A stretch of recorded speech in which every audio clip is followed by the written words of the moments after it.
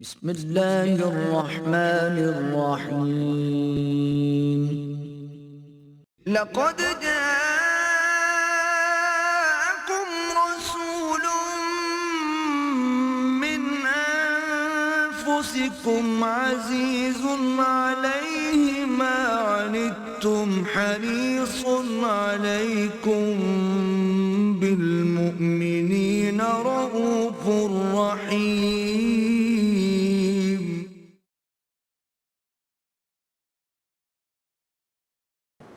نحمده ونصلي على رسوله الكريم.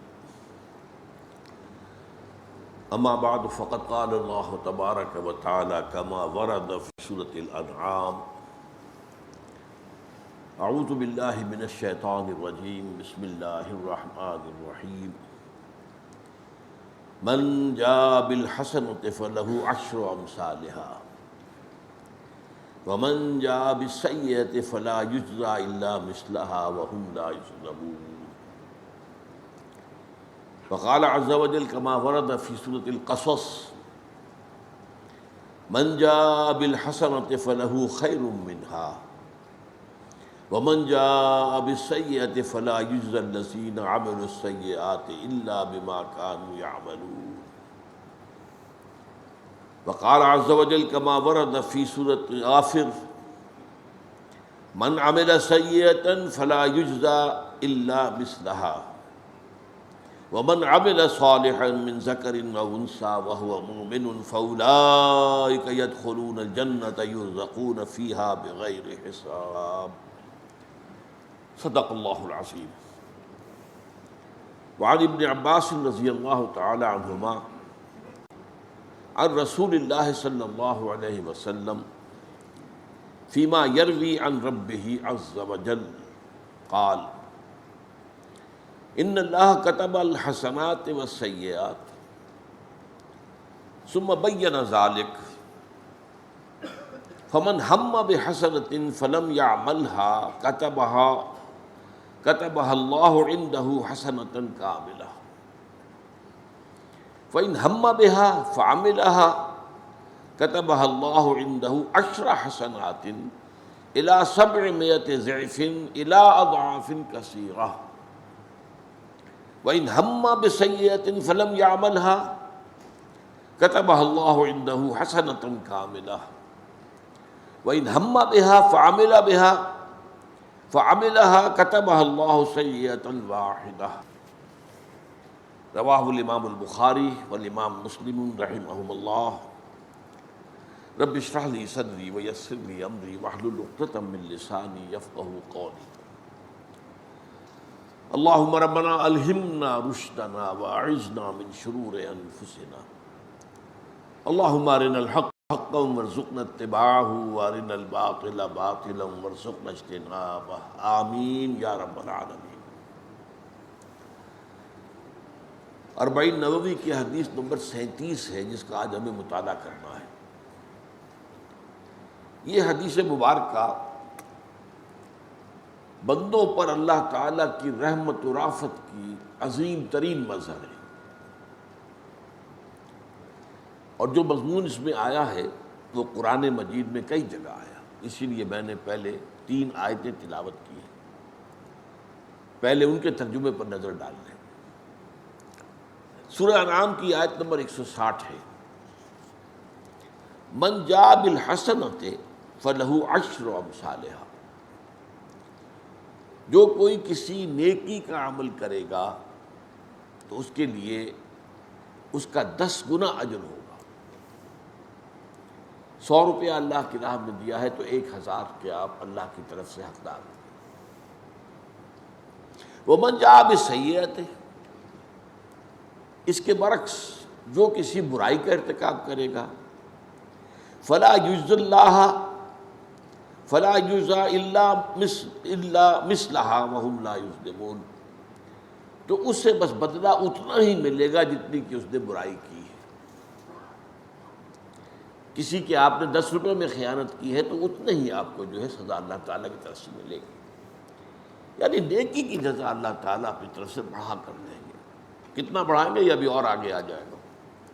اس حدیث میں 10 مرتبہ کا لفظ آ گیا ہے کہ 10 گناہ جو ہے اللہ تعالیٰ کی طرف سے نیکی کا اجر و ثواب بندے کو ملتا ہے، جبکہ بدی کا بس اتنا ہی جتنا کہ وہ عمل اس نے کیا ہے، اور اس پر کوئی زیادتی نہیں ہوتی۔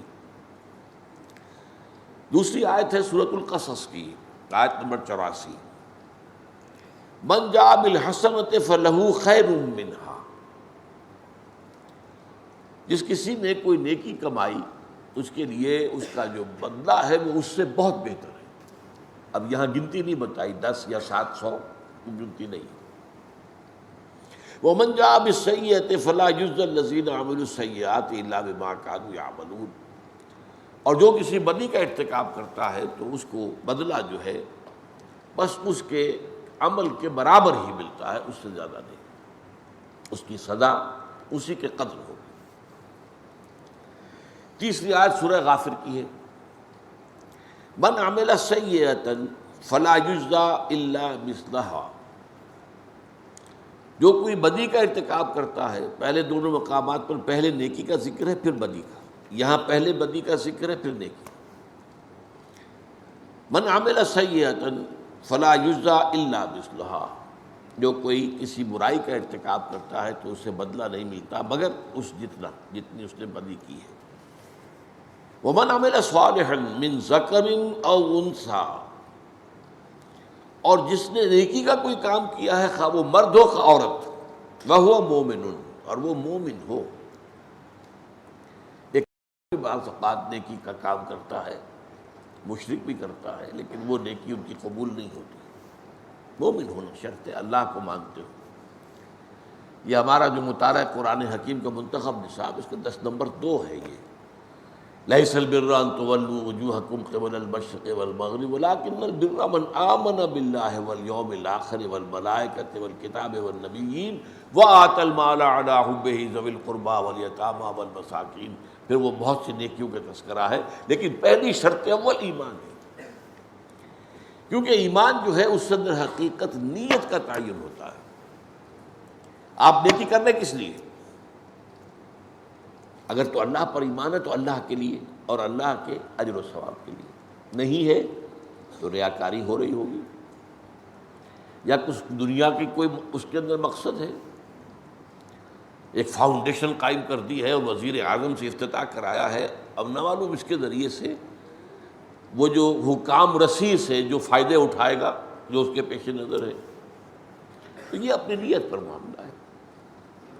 اور نمبر 2 آخرت کا یقین کہ اس کا کوئی بدلہ دنیا میں مطلوب نہ ہو سوائے آخرت کے، بس ٹھیک ہے، تجارت بھی جائز ہے، جائز طریقے سے کرو، حرام تو نہیں ہے، لیکن اگر نیکی کا کام کر رہے ہو اس کا کوئی بدلہ دنیا میں اگر مطلوب ہے تو وہ نیکی نہیں، نفی ہو جائے گا۔ لیس البر ان تولوا وجوہکم قبل المشرق والمغرب، یہ نیکی یہی نہیں ہے کہ اپنے چہرے مشرق اور مغرب کی طرف، ولکن البر من آمن باللہ والیوم الآخر والملائکۃ والکتاب والنبیین۔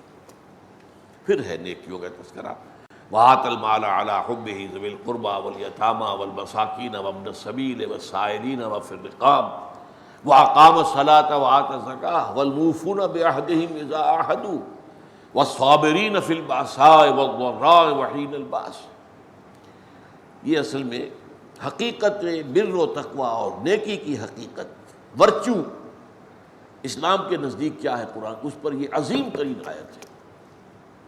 یہی وجہ ہے کہ ہمارا جو مطالعہ قرآن حکیم کا منتخب نصاب ہے اس کا دوسرا درس ہے اہم ترین۔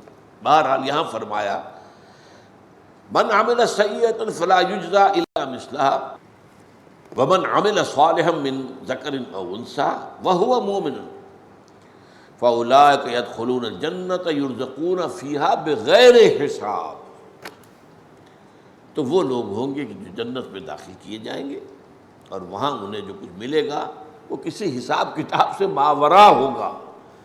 وہ 10 گنا 700 گنا اس کو چھوڑو، اس کا تو کوئی حساب کتاب ممکن ہی نہیں، تو ان کے لیے جنت میں۔ یہ میں بہت دفعہ واضح کر چکا ہوں کہ جنت کی نعمتوں کا جن کا ذکر قرآن میں ہے،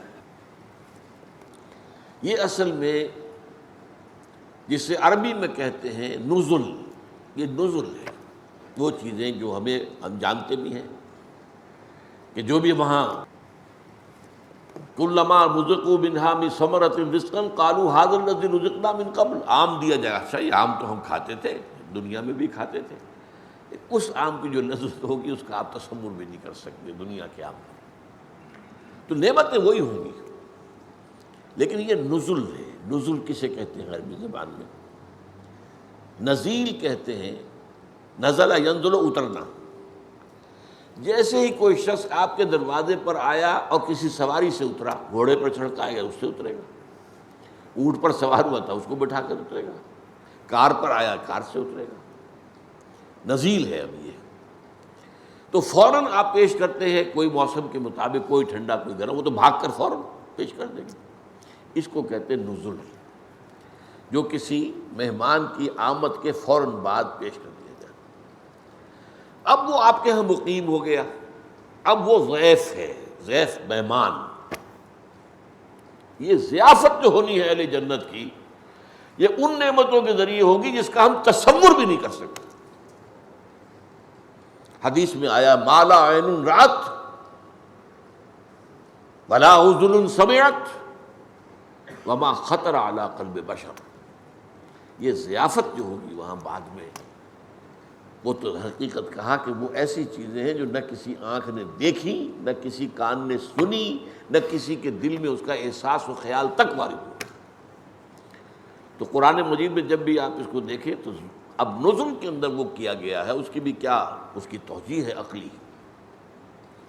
وہ ساری دنیاوی نعمتیں جن سے انسان نے اپنے آپ کو روکے رکھا، یا تو حلال اور حرام کی وجہ سے، یہ حرام ہے میں تو نہیں دے سکتا، میرا دل تو چاہتا ہے، حرام ہے، روکے رکھا اپنے آپ. یا ان نعمتوں سے اس لیے وہ لطف اندوز نہیں ہو سکا کہ وہ لگا ہوا ہے اللہ کے دین کی جد و جہد کے اندر. اچھا کھانا اچھا پہننا حرام نہیں ہے. قل من حرم زینۃ اللہ التی اخرج لعبادہ والطیبات من الرزق. اچھی کھانے کی چیزیں کس کے لیے بنائی اللہ نے؟ یہ پھل کس کے لیے؟ دنیا میں تو یہ اہل ایمان کے لیے تو ہے، کافروں کو بھی اللہ دے دیتا ہے، لیکن خالص ہو جائیں گی اہل ایمان کے لیے قیامت کے دن، پھر وہاں کافروں کا حصہ نہیں ہوگا. لیکن فرض کیجئے آپ تو لگے ہوئے ہیں انقلابی جد و جہد میں، آپ کا وقت لگ رہا ہے اللہ کے دین کو پھیلانے اور غالب کرنے کی جد و جہد میں، تو آپ دنیا تو زیادہ نہیں کما پائیں گے. جب دنیا زیادہ نہیں کما پائیں گے تو ان نعمتوں سے لطف اندوز نہیں ہو سکتے. کہاں آم خرید کر کھا سکیں گے آپ؟ وہ تو 2 وقت کی روٹی مل جائے بہت غنیمت ہے. تو یا تو حلال اور حرام پر کاربند ہونے کی وجہ سے بندہ مومن ان نعمتوں سے محروم ہو گیا، یا یہ ہے کہ وہ اپنی جو توجہ ہے اور اپنا جو مصروفیت ہے وہ دین کے لیے لگا کر، اب ظاہر بات ہے اس کے پاس وقت نہیں ہے کہ زیادہ کمائے، تو اس کی وجہ سے محروم. اب اس کا منطقی طور پر بدلہ یہ ہونا چاہیے کہ وہ نعمتیں اسے آخرت میں بھرپور طریقے پر مل جائیں. دس از دی لاجک بیہائنڈ اٹ. تم دنیا میں ان نعمتوں سے محروم رہے تھے نا، تم نے حرام کمائی نہیں کی کہ آپ اس سے استفادہ کر سکتے. کون نہیں چاہتا کہ جب بھی شام کو گھر آئے اپنے بچوں کے لیے پھلوں کا ٹوکرا بھر کے لائے؟ کون نہیں چاہتا. لیکن نہیں، ایک شخص حلال کی کمائی کر رہا، کیسے دے دے گا؟ کیسے کھائے گا؟ کیسے کھلائے گا؟ تو اب یہ جو ہے، اسی لیے میں کہا کرتا ہوں، کچھ لوگ کہتے ہیں یہ کیا بات ہے قرآن کرتا ہے، یہ شرابن طہورا ہوگی اور یہ شہد ہوگا اور یہ دودھ ہوگا اور یہ پھل ہوں گے اور یہ باغات ہوں گے اور یہ حوریں ہوں گی اور یہ ان کے خدمتگار غلمان ہوں گے. یہ کیا چیز ہے؟ یہ بعض لوگ جو ہیں جن کے اوپر ذرا تصوف کا رنگ چڑھ جاتا ہے، وہ ہے اپنی جگہ پر. اگلا جو ہمارا حدیث کا درس ہے وہ تصوف کے موضوع پر ہے، اور وہ بھی حضور کی اہم ترین احادیث میں سے، یہ میں آج ہی آپ کو بتا رہا ہوں. لیکن جن پر یہ رنگ چڑھ جاتا ہے وہ پھر کہتے ہیں یہ کیا جی، یہ تو کچھ سمجھ میں نہیں آ رہی. سینشول جو یہ گریٹیفیکیشن کی چیزیں جنت میں بتائی جا رہی، یہ تو بڑی گھٹیا چیزیں ہیں. نہیں، میرا جواب یہ نہیں. ان چیزوں سے ایک بندہ مومن دنیا میں رکا رہا، محروم رہا، تو اس کا اصل منطقی طور پر اس کا بدلہ یہ ہونا چاہیے کہ وہ نعمتیں بھرپور ترین سطح پر اسے آخرت میں ملیں. البتہ یہ سب کچھ صرف نزل ہے، جو اس کی نعمتیں ہیں ان کا تو آپ تصور کر ہی نہیں سکتے، جو پھر آگے اللہ نے دینی ہے۔ ما لا عین رأت ولا اذن سمعت وما خطر علی قلب بشر۔ اور قرآن مجید، یہ تو حدیث ہے جو میں نے بتایا آپ کو، قرآن میں بھی ہے، فلا تعلم نفس ما اخفی لهم من قرۃ اعین، کوئی نہیں جانتا جو چیزیں اللہ تعالیٰ نے اپنے ان بندوں کے لیے چھپا کر رکھی ہوئی ہیں جن میں آنکھوں کی ٹھنڈک ہوگی، ان کو کوئی نہیں جانتا۔ بہرحال یہاں جو کہا گیا بغیر حساب، وہ تو رزق دیے جائیں گے بغیر حساب۔ اب آئیے حدیث کی طرف۔ حضرت عبداللہ ابن عباس رضی اللہ تعالی عنہما راوی ہیں، وہ حضور سے روایت کر رہے ہیں جبکہ حضور اللہ سے روایت کر رہے ہیں، گویا کہ یہ حدیث قدسی، یہ بتا چکا ہوں آپ کو کہ جو حضور کی حدیث جو ہے ان الفاظ کے ساتھ آئے کہ اللہ یہ کہتا ہے، تو وہ قرآن تو نہیں ہے، لیکن معلوم ہوا کہ وہ حدیث قدسی ہے، اور اس سے ثابت ہوتا ہے کہ ایک وحی خفی بھی حضور کو ہوتی تھی جو قرآن میں درج نہیں ہوتی۔ وحی جلی وہ ہے جو قرآن میں ہے۔ ممکن نہیں ہے کہ وحی جلی کا ایک حرف بھی قرآن کے اندر نہ آیا ہو، لیکن وحی خفی آپ کو اور مجھے بھی ہوتی ہے۔ الہام سا ہو جاتا، کبھی دل میں ایک بات آ جاتی ہے، پتہ نہیں کہاں سے آ گئی، میں تو سوچ نہیں رہا تھا۔ کبھی انسان جو ہے اس کے وہ سچا خواب دیکھتا ہے، آپ نے خواب میں ایک واقعہ دیکھا اور دوسرے دن یا چوتھے دن وہ جوں کا توں واقعہ جو ہے ظہور پذیر ہو گیا، یہ بھی وحی ہے۔ اور حضور نے فرمایا الرؤیا الصادقہ یا الرؤیا الصالحہ، یہ نبوت کے 46ویں یا 60ویں اجزاء میں سے ایک جز ہے۔ خواب سچے خواب، اب ان کی توجیہ میں اس وقت نہیں کر سکتا یہ کیا وجہ ہے، یہ تو آج کا موضوع نہیں ہے، لیکن یہ ہے کہ ظاہر بات ہے کہ اچھا حضور پر جو ہم پر وحی آتی ہے، وحی خفی، الہام، کشف ہو جاتا ہے، کبھی کوئی ایسی چیز نظر آتی ہے کہ جو سامنے نہیں ہے،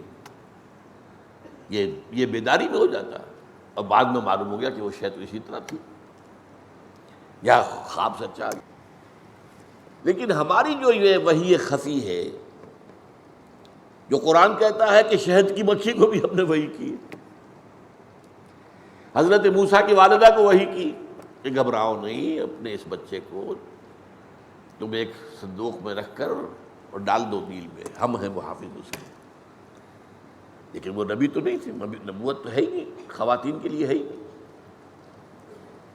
تو یہ جو وحی خفی ہے نبی پر آتی ہے تو محفوظ ہوتی ہے جیسے وحی جلی، بالکل محفوظ، اس میں کوئی شیطانی اثرات شامل نہیں ہو سکتے، اس میں جنات جو شیاطین جن ہیں وہ آمیزش نہیں کر سکتے۔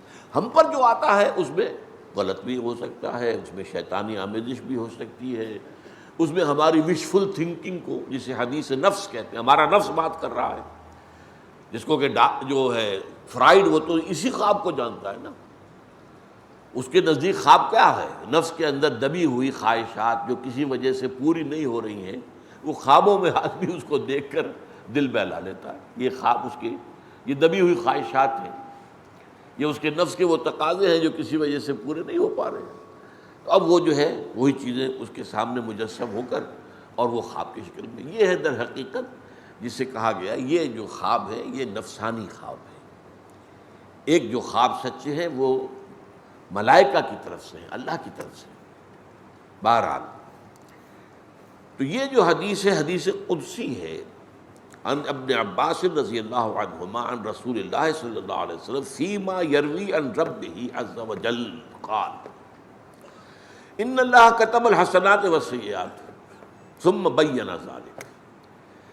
دیکھو اللہ نے نیکیاں اور بدیاں طے کر دی ہیں، یہ کام نیکی کے ہیں، یہ کام بدی کے ہیں، اور ان کو ظاہر بھی کر دیا ہے۔ وہ حدیث ہم پڑھ چکے ہیں، الحلال بین والحرام بین، حلال بھی بالکل واضح ہے، حرام بھی بالکل واضح ہے، تو اللہ نے واضح کر دیا نیکی کیا ہے، بدی کیا ہے۔ اب اس کے بعد فرمایا فَمَنْ هَمَّ بِحَسَنَةٍ فَلَمْ يَعْمَلْهَا کتبہ اللہ عندہ حسنۃ کاملہ، جس شخص نے کسی نیکی کا ارادہ کیا لیکن اس پر عمل نہیں کر سکا، اب یہ نہیں کیا اس نے عمل، یہ بھی ہو سکتا ہے کہ حالات نے اجازت نہ دی ہو، یہ بھی ہو سکتا ہے کہ بعد میں اپنا ارادہ ہی کمزور پڑ گیا ہو، لیکن اس نے ارادہ کیا تھا، اس ارادے پر بھی اسے مکمل نیکی کی جزا مل جائے گی۔ من ہم بحسنۃ، ہم اہتمام جس سے بنا ہے لفظ، اسی سے ہمت کا لفظ بنا ہے، کمر ہمت کس لو جب ارادہ کر لیتا ہے۔ من ہم بحسنۃ، نیکی کا اس نے ارادہ کیا، فلم یعملھا، کیا نہیں یا کر سکا نہیں کسی خارجی موانع کی وجہ سے، ایسے رکاوٹیں آگے نہیں کر سکتا۔ فرض کیجئے کہ اپنے مال میں سے بڑا صدقہ نکالنا چاہتا تھا لیکن کسی وجہ سے مال پر ڈاکہ پڑ گیا، مال ہی گیا، اب کیسے کرے گا؟ تو یا تو کسی خارجی حادثے یا عوامل کی بنا پر نہیں کر پایا، یا یہ بھی سمجھ لیجئے کہ وہ نیکی کرنے کا وہ جو ارادہ تھا وہی کچھ کمزور پڑ گیا کسی وجہ سے، اندرونی کیفیات کی وجہ سے، لیکن اس نے ارادہ کیا تھا، تو اس ارادے پر بھی کتبہ اللہ عندہ حسنۃ کاملہ، اللہ اپنے پاس اس کو لکھ لے گا ایک مکمل نیکی۔ فَإِنْ ہَمَّ بِهَا فَعَمِلَهَا، اور اگر اس نے ارادہ کیا اور عمل بھی کر لیا، کتب اللہ عندہ، پھر اللہ لکھ لیتا ہے اسے اپنے پاس 10 حسنات، 10 نیکیاں، یہ جو ہم نے حدیث پہ قرآن کی آیت پہلے پڑھی تھی، وَمَنْ جَاءَ بِالْحَسَنَةِ فَلَهُ 10 أَمْثَالِهَا، تو یا تو 10 گنا الی 700 ضعف، یا 700 گنا الی اضعاف کثیرہ، یا اور بھی گنا در گنا در گنا۔ یہ ہے اللہ کا معاملہ، نیکی کا ارادہ بھی کیا، عمل بھی کیا، کم سے کم 10 گنا، پھر 700 گنا، پھر اس سے بھی جتنا آدمی بڑھا، جتنا اللہ تعالیٰ بڑھا چاہیے۔ یہ اس کے لیے میں آپ کو ایک اور آیت قرآن کی سنا دیتا ہوں، کیونکہ قرآن اور حدیث جو ہیں وہ ایک ہی سکے کے 2 رخ ہیں، ایک ہی تعلیم ہے، ایک جو وحی جلی میں آئی ہے، ایک وحی خفی میں آئی ہے۔ حدیث جو ہے اکثر و بیشتر وحی خفی پر مبنی ہے۔ یہ آیت سورہ بقرہ کی ہے، وَمَثَلُ الَّذِينَ يُنْفِقُونَ أَمْوَالَهُمْ فِي سَبِيلِ اللَّهِ، مثال ان لوگوں کی جو اپنا مال خرچ کرتے ہیں اللہ کی راہ میں، کَمَثَلِ حَبَّةٍ، ان کی مثال ایک دانے کی سی ہے، گندم کا دانہ یا پھر اور دانہ، چاول کا دانہ، چنے کا دانہ، اسے آپ نے زمین میں بو دیا، انبتت 7 سنابل، اب اس سے جو بھی گندم کا پودا بنا اس میں 7 سٹے گندم کے لگے ہوئے، یا مکئی کا پودا بنا مکئی کے 7 سٹے لگے ہوئے، فی کل سنبلۃ 100 حبہ، اور ہر سٹے کے اندر 100 دانے ہیں، تو کتنے ہو گئے؟ 700۔ وہی حساب جو اس حدیث میں آ رہا ہے، کتب اللہ عندہ 10 حسنات الی 700 ضعف، کم از کم 10 نیکیاں اور اس سے بھی بڑھ کر 700 گنا تک، اور اس کے بعد پھر یہ واللہ یضاعف لمن یشاء، اور اللہ اور بھی دگنا کر دے گا جس کے لیے چاہے گا۔ وہ یہاں پر آیا ہے الی اضعاف کثیرۃ، 10 گنا، 700 گنا، اور اس کے کئی مرتبہ اس کا اور دگنے سے دگنا، دگنے سے چوگنا۔ وَإِنْ هَمَّ بِسَيِّئَةٍ فَلَمْ يَعْمَلْهَا، اور اگر کسی نے کسی برائی کا ارادہ کیا پھر عمل نہیں کیا، كَتَبَهَا اللَّهُ عِنْدَهُ حَسَنَةً كَامِلَةً، تو اللہ تعالیٰ اس کو اپنے ہاں ایک نیکی درج کر لے۔ اب یہاں میں نے ذرا غور کیا، اس نے ارادہ کیا تھا بدی کا، اگر کسی خارجی معنی کے تحت نہیں کر پایا، چوری کے ارادے سے نکلا تھا، ابھی پہنچا ہی نہیں تھا کہ پولیس والوں نے دھر لیا، اب وہ تو چوری تو نہیں کر پایا۔ اگر تو ایسا ہے تو پھر منطق یہ چاہتی ہے کہ اس کے ارادے کا کوئی اسے بدلہ نہیں ملنا چاہیے. وہ تو کرنے جا رہا تھا، وہ تو خارجی معنی ہو گیا، خارجی ایک سبب ہو گیا جو نہیں کر پایا. اور ایک یہ ہو سکتا ہے جو میں نے پہلے کہا کہ اس کے بدی کا ارادہ ہی کچھ اپنی باطنی ہی کیفیت کے اندر کوئی ضمیر کی خلش، کوئی وہ جاگ گئی اور وہ باز آ گئی. تو اب تو لازماً اس کا حق ہے کہ اس کو نیکی کا درجہ جو ہے لکھ دیا جائے. لیکن اب یہ دیکھیے یہ ساری چیزیں جو یہاں آ رہی ہیں، اللہ تعالیٰ کا معاملہ منطق سے بہت اونچا ہے. یہ بہت مرتبہ میں نے عرض کیا، خاص طور پر سورہ حجرات کی جو آیات بہت اہم ہیں. قالت الاعراب آمنا قل لم تؤمنوا ولكن قولوا اسلمنا ولما يدخل الايمان في قلوبكم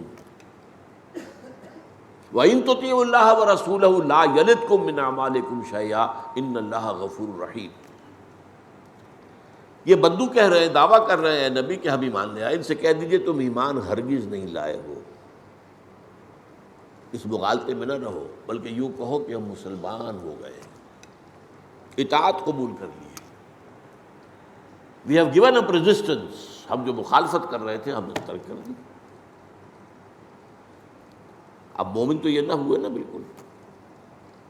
لیکن اس کے بعد فرما رہے ہیں لما يدخل الايمان في قلوبكم وان تطيعوا الله ورسوله لا يلدكم من اعمالكم شيئا.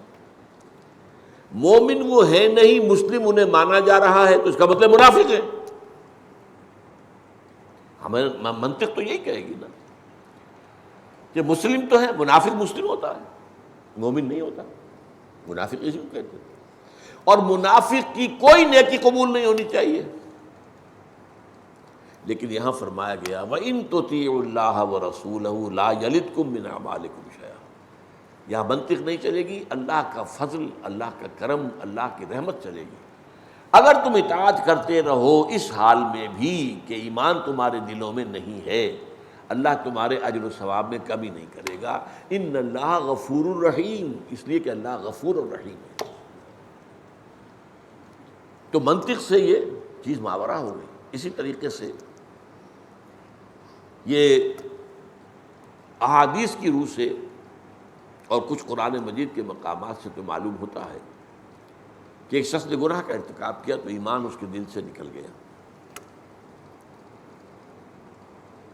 اب یہ کہ اگر تو وہ توبہ کرے تو ایمان واپس آ گیا، یہ تو بات منطقی ہو گئی. لیکن ایک رائے یہ بھی ہے کہ جیسے ہی گناہ سے فارغ ہوتا ہے بندہ مومن تو وہ ایمان جو اس کے دل سے نکل گیا تھا واپس آ جاتا ہے. یہ بات منطق کے خلاف ہے.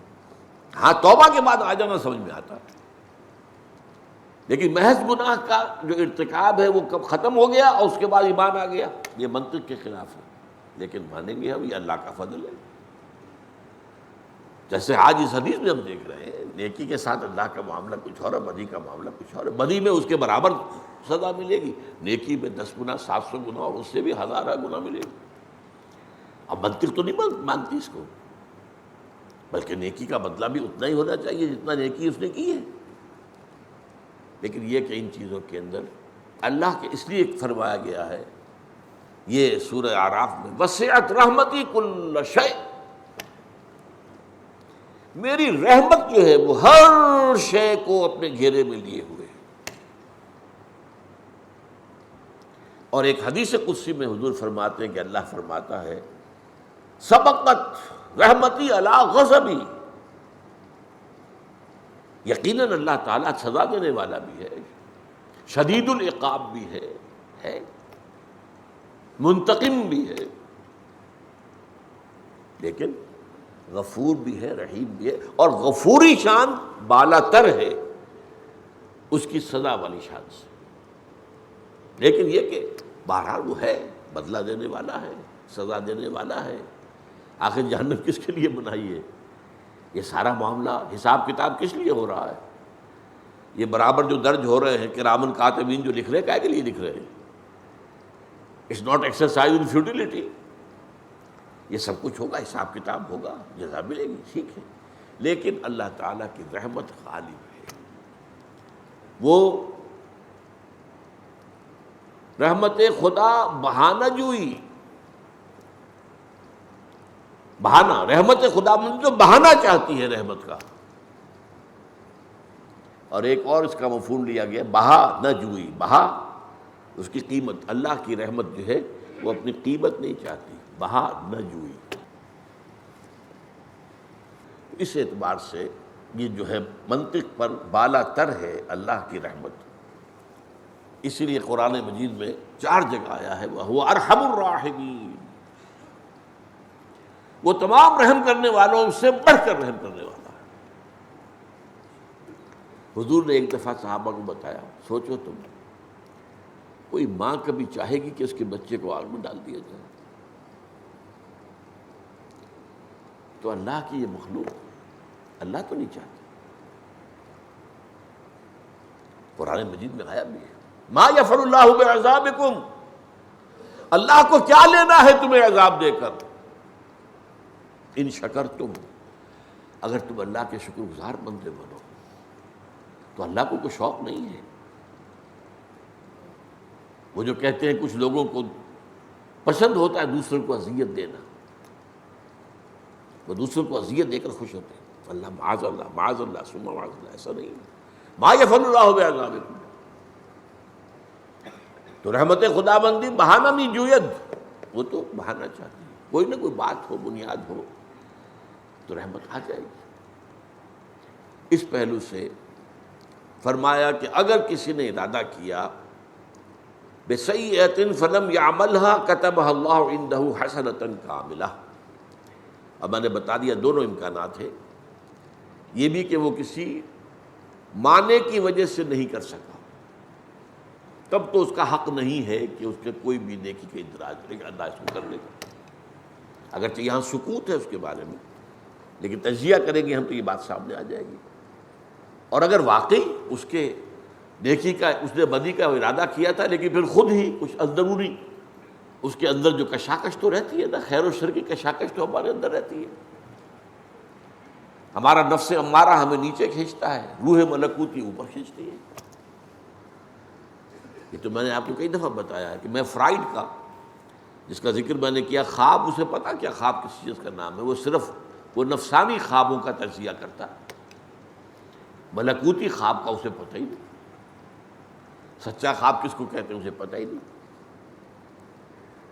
لیکن یہ کہ اس شخص کی ایک اعتبار سے میں بہت قائل ہوں اس کی ذہانت کا، اس نے انسان کی اندرونی کیفیت کے 3 درجے معین کیے، اور میں حیران ہوں یہی 3 درجے ہیں جو قرآن بیان کرتا ہے. ایک سب سے نیچے جو ہے نفس امارہ، حیوانی جبلتیں، اینیمل انسٹنکٹس. اس نفس امارہ میں یہ بھی ہے کہ کھاؤ، ایک تو پیٹ کی ضرورت ہے، کھاؤ، جسم کی ضرورت، ایک یہ کہ اس میں لذتیں ہوں، اس میں جو ہے وہ طرح طرح کے جو ہے وہ ذائقے ہوں، تنوع ہو، اسراف ہو. نفس امارہ تو چاہے گا ہی. نفس ادھر. ایک اس میں روح ملکوتی ہے، وہ اسے اوپر اللہ کے قرب کی طرف لانا چاہتی ہے. اللہ کے قرب کا مطلب کیا ہے، کیسے حاصل ہوتا ہے؟ جو مقصود ہے تصوف کا، قرب خداوند، اس کے 2 مرحلے، 2 مراتب ہیں جو قرآن حدیث میں بیان ہوئے، جو حدیث اگلی جو ہم پڑھیں گے. اچھا، یہ ہے اوپر ملکوتی، یہ ہے نیچے نفس امارہ، بیچ میں ہے قلب. قلب کہتی اس شے کو جو بدلتا رہے. قلب کے معنی کیا ہے؟ بدل جانا. انقلاب کسے کہتے ہیں؟ نظام بدل جائے. بادشاہی نظام ختم، جمہوری نظام آ گیا، فرینچ ریولوشن. سرمایہ دارانہ نظام ختم اور کمیونزم آ گیا، بولشوک ریولوشن. شہنشاہ ایران کی حکومت ختم، مولوی جو ان کے علماء ہیں ان کی حکومت آ گئی. چینج، انقلاب. اور قرآن میں آتا ہے قلب لک الامور، الٹتے کوشش کرتے رہے، آپ کا ارادہ یہ ہے، وہ پلٹتے ہیں، الٹتے ہیں. تو در حقیقت یہ قلب جو ہے، اور سب کو معلوم ہے یہ عضو ایسا ہے جسم کا جس کے لیے ریسٹ ہے ہی نہیں. دماغ بھی ریسٹ مانگتا ہے، اسے نیند چاہیے. البتہ یہ ضرور ہے کہ آپ بہت زیادہ سوئیں گے تو دماغ تو چکی چلنی شروع ہو جائے گی. جو اس کی ریکوائرمنٹ ہے وہ پوری ہو گئی تو وہ دماغ چلنا شروع ہو جائے گا، وہ خواب دکھانے شروع کر دے گا آپ کو، تو ٹیپ سٹارٹ ہو جائے گی. اور اکثر و بیشتر نفسانی خواب ہی ہوتے ہیں، نفس امارہ کے ہوتے ہیں، جن کا ماہر جو ہے فرائیڈ ہے. اب قلب یا تو بھنچ رہا ہے، سکڑ رہا ہے، یا پھیل رہا ہے. اور اس کے لیے ریسٹ کا کیا مطلب ہے؟ موت. تو اب آپ نے سمجھا. اب فرائیڈ کیا کہتا ہے؟ نمبر نیچے کا جو ہے وہ ہے اڈ یا لیبیڈو. انسان میں جو حیوانی تقاضے ہیں اور حیوانی جو اس کے وہ انسٹنکٹس ہیں، جبلتیں ہیں، اور اس کے اوپر جس کو ہم قلب کہتے ہیں وہ ایگو کہتا ہے. ایگو خودی. اور جو اوپر روح ہے اس کو نہیں پہچان سکا یہ کس شے کا نام ہے صحیح اوپر کوئی اور چیز. وہ کہتا ہے اس کو سپر ایگو، اور اس کو ڈیفائن کرتا ہے کہ معاشرے میں جو نیکی اور بدی کے تصورات ہوتے ہیں وہ انسان کو ہانٹ کرتے رہتے ہیں. یہ بھائی تم دیکھو یہ کام نہ کرو، لوگ کیا کہیں گے. تو وہ جو ایک ہوتا ہے معاشرے کے اندر اثر، وہ اس کے اوپر، اس کی ایگو کے اوپر ایک طرح کی مزید ایک رکاوٹ روکتا ہے. قرآن نے جو بتایا، جو علم النفس مجھے حاصل ہوا قرآن سے اور حدیث سے، کہ ایک نفس امارہ ہے، ایک روح جو ہے اللہ کی، نفخت فیہ من روحی. آدم کی تخلیق کے بعد اور اس کے تصفیہ کے بعد پھر اللہ کہتا ہے وَنَفَخْتُ فِيهِ مِن رُوحِي. اس روح کا تعلق ذات باری تعالیٰ کے ساتھ ہے. یہ تعلق کیسے ہم نہیں جانتے. میں تو کہا کرتا ہوں نا کہ ہم تو یہ بھی نہیں جانتے جان کس چیز کا نام ہے، کہاں ہوتی ہے. جان کا آج بھی نہیں معلوم. کیا دل کے بند ہونے سے جان گئی یا دماغ کے ڈیڈ ہونے سے؟ یہ فیصلہ کرنا مشکل ہو جاتا ہے ڈاکٹروں کو. برین ڈیتھ یا دل کا معاملہ، تو یہ اصل میں جان ہے کہاں، کس عضو سے وابستہ ہے؟ دل سے وابستہ ہے، دماغ سے وابستہ ہے، کس چیز سے وابستہ ہے؟ اسی طرح روح کے بارے میں ہم کیا سمجھیں گے؟ روح تو زندگی سے کہیں زیادہ لطیف تر شے ہے. یہ زندگی تو حیوانی فینومینن ہے. This life, this is animal life. جیسے اور کتے میں ہے، بلے میں ہے، بیل میں ہے، بکرے میں ہے، سب جانے ہیں، اور گھاس کے تنکے میں بھی ہے. اگر وہ اپنی جڑ کے ساتھ جڑا ہوا ہو تو اس میں بھی لائف ہے. نباتاتی لائف اور بایولوجیکل جو ہے حیواناتی لائف. لیکن روح کا تعلق جو ہے اتصال بے تکیف بے قیاس، ہست رب الناس را با جان ناس. ایک اتصال ہے، لیکن اس اتصال کی کیفیت کو ہم نہیں جان سکتے، اور اسے کسی نوع کے اتصال پر قیاس بھی نہیں کیا جا سکتا. اتصال بے تکیف، کیف سے، کیسے اتصال کیسے ہے؟ یہ انگلیاں متصل ہیں، میں معلوم متصل ہے. جیسے حضور نے فرمایا انما بعثت انا وساط و ہاتمین، 2 انگلیاں آپ نے جوڑ دی. میری بعثت ہوئی ہے، میں اور قیامت اس طرح جڑے ہوئے. میرے بعد قیامت ہے، اب نہ کوئی نبی آئے گا نہ کوئی اور رسول آئے گا. گویا کہ قیامت کی سب سے بڑی نشانی حضور کی بعثت ہے. بہرحال اتصال بے تکیف بے قیاس، ہست رب الناس را با جان ناس. یہ اتصال ہے رب الناس، جو لوگوں کا رب ہے، اس کو اور انسانوں کی جان کے ساتھ. یہ اتصال ہے. یہاں جان سے مراد جان لائف نہیں ہے، بایولوجیکل لائف نہیں ہے، روح. لیکن بدقسمتی سے ہمارے ہاں الفاظ نہیں ہیں. ہم روح کو بھی کہہ بیٹھتے ہیں جان، اور جان کو سمجھتے ہیں روح. جان بالکل علیحدہ شے ہے. وہ کتے میں بھی ہے، بلے میں بھی ہے. جان کیا ہے؟ کروڑ اللہ کی مخلوقات زمین میں ہے، پانی میں ہے، ہوا میں ہے، فضا میں تیر رہے ہیں، سب کچھ، سب جاندار ہیں. انسان کی کیا شان تھی؟ اس میں تو اس کے تکمیل کے بعد، اس کے تصفیے کے بعد اس میں نفخت فیہ من روحی، اللہ تعالیٰ نے اپنی روح میں سے پھونکا۔ اب یہ روح انسان کو اوپر کھینچتی ہے، نفس امارہ نیچے کھینچتا ہے، قلب بیچ میں ہے۔ اگر نفس امارہ غالب ہو گیا تو وہ قلب کو اپنی طرف کھینچ لیتا ہے، یہ آئینے کے مانند ہے۔ اب نفس کی ساری ظلمانیت جو ہے وہ قلب میں منعکس ہو جائے گی اور پورے وجود کے اندر طاری ہو جائے گی۔ اور اگر روح کی طرف قلب کا رخ ہو گیا تو روح کی نورانیت منعکس ہو جائے گی قلب میں اور پورے وجود میں سرایت کر جائے گی۔ تو فرمایا وَإِنْ هَمَّ بِسَيِّئَةٍ فَلَمْ يَعْمَلْهَا كَتَبَهَا اللَّهُ عِنْدَهُ حَسَنَةً كَامِلَةً وَإِنْ هَمَّ بِهَا فَعَمِلَهَا، اور جس شخص نے کسی بدی کا ارادہ کیا، قصد کیا اور عمل بھی کر لیا، كَتَبَهَا اللَّهُ سَيِّئَةً وَاحِدَةً، تو ایک ہی بدی کا اندراج ہوگا۔ یہ وہ میں آپ کو 3 آیتیں بتا چکا ہوں۔ نیکی پر 10 گنا، 700 گنا، بلکہ اس سے بھی زیادہ۔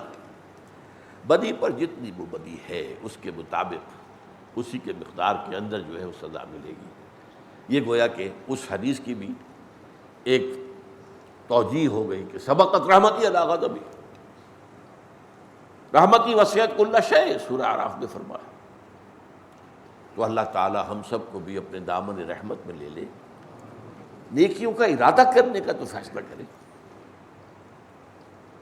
اور سب سے بڑی نیکی بھی اور سب سے پہلی نیکی بھی، یہ کان کھول کر سن لیجیے، اللہ کے دین کے خلاف جو بغاوت ہے اس کو فروغ کرنے کا ارادہ، اور اس میں پھر جد و جہد بالفعل کرنا، تن من دھن لگانا، یہ سب سے اونچی، یہ سب سے نیچے ہے۔ اگر یہ ارادہ نہیں ہے تو اللہ کو تمہارے نمازیں اور روزے درکار نہیں ہے۔ یا تو میرے وفادار ہو تو طاغوت کے وفادار کیسے ہو گئے؟ یہ تو 2 باتیں تو نہیں ہو سکتی۔ وَمَن يَكْفُرْ بِالطَّاغُوتِ وَيُؤْمِن بِاللَّهِ، جو طاغوت سے کفر کرے اور پھر اللہ پر ایمان، پہلے انکار ہے، نفی ہے، لا الہ الا اللہ، کفر بالطاغوت اور ایمان باللہ۔ تو گویا کہ اس کا ارادہ کر لینا کم سے کم یہ کم ترین نیکی ہے، ارادہ تو کرے۔ اور بلند ترین نیکی بھی یہ ہوگی کہ اس راہ میں وہ وقت بھی آ جائے کہ موقع آئے، مرحلہ آئے تو جان ہتھیلی پر رکھ کر میدان میں حاضر ہو جائیں اللہ تعالیٰ کی طرف سے شہادت سے سرخرو ہونے کے لیے۔ اللہ تعالیٰ ہمیں اس کی توفیق، نیکی کا ارادہ اور خاص طور پر طاغوت سے بغاوت اور اللہ کی حکومت، اللہ کے نظام کو قائم کرنے کی جد و جہد کا ارادہ کریں اور پھر اس پر عملاً کاربند ہو، تن من دھن لگائیں۔ فصلی اللہ تعالی علی خیر خلقہ محمد وبارک وسلم تسلیما کثیرا کثیرا۔